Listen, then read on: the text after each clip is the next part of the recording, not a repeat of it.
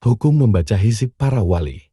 Hizib adalah himpunan doa gubahan para wali Allah, di mana para wali merupakan spesialis-spesialis zikir dan munajat kepada Allah.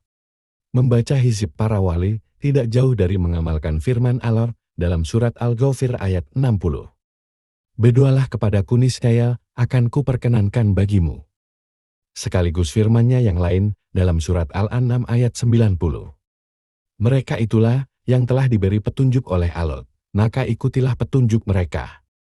Maka, membaca hizib-hizib para wali adalah berdoa kepada Allah sesuai petunjuk orang-orang yang telah diberi petunjuknya, yakni para ahli zikir dan doa.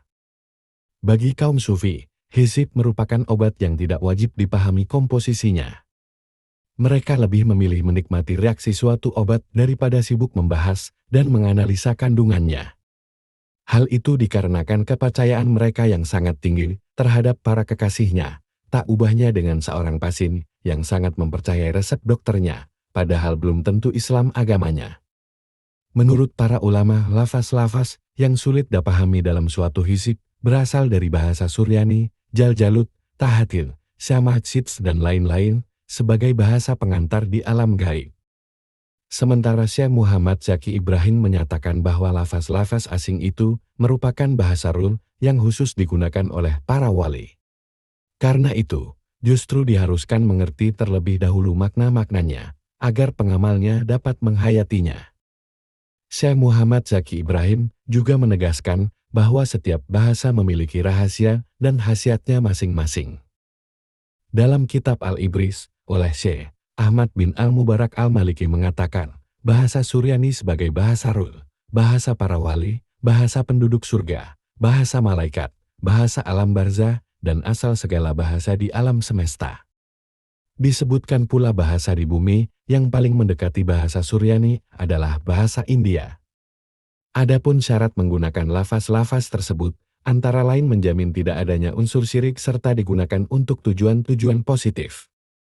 Lafaz-lafaz asing juga sering terdapat dalam jimat-jimat berupa raja-raja dan wifik-wifik. Diriwayatkan oleh Imam Tabrani dari Sayyidina Abdullah bin Mas'ud bahwa Rasulullah pernah menemukan jimat yang bertuliskan Bismillah Sejal, Karni, Bar, Kaftah, dan beliau menyatakan bahwa bahasa itu telah digunakan Nabi Sulaiman bersama kaum jin terdahulu. Imam Ibnu Hajar Al-Haytami dalam fatwanya mengatakan bahwa mempelajari ilmu wifik tidak haram bila digunakan untuk tujuan positif. Karena Imam Al-Ghazali dan Syekh Zakaria Al-Ansuri pernah mengamalkannya, bahkan memeliharanya, mengajarkan, dan membukukannya. Ia juga pernah menyebutkan bahwa memakai ilmu ghaib untuk mengetahui masa depan hukumnya haram, hanya saja bila pelakunya sekedar untuk berwaspada, maka itu tidak tercela. Terlebih, jika ilmu tersebut bersumber dari para wali yang menguasai rahasia-rahasia huruf dan angka. Syekh Ibnu Arabi berwasiat bahwa seseorang yang mempelajari dan mengamalkan rahasia-rahasia huruf harus mengerti tata tertib penyusunannya, waktu-waktunya, tinta-tintanya, dan sebagainya, agar selamat dari dampak-dampak negatif yang akan menghancurkan hidupnya.